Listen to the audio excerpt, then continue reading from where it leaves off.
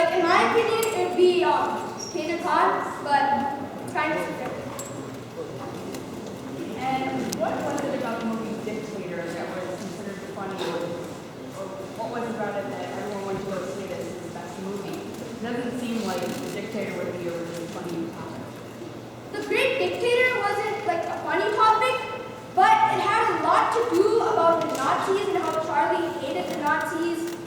And so a lot of people thought that that was wrong, and so many people got disappointed by it, and Charlie just became a hated critic for that.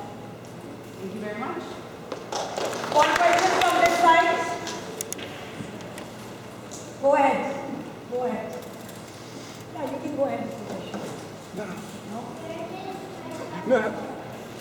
Charlie Chaplin first lived in London, then he moved to the United States, and finally he settled in Switzerland.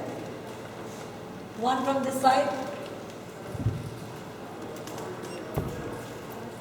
Anybody from the first row? Whoever wants to go.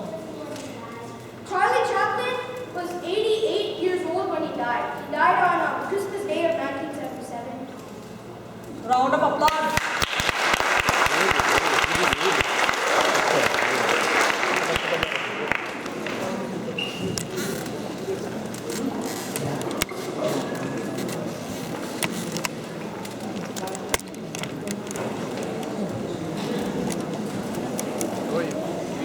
He did good.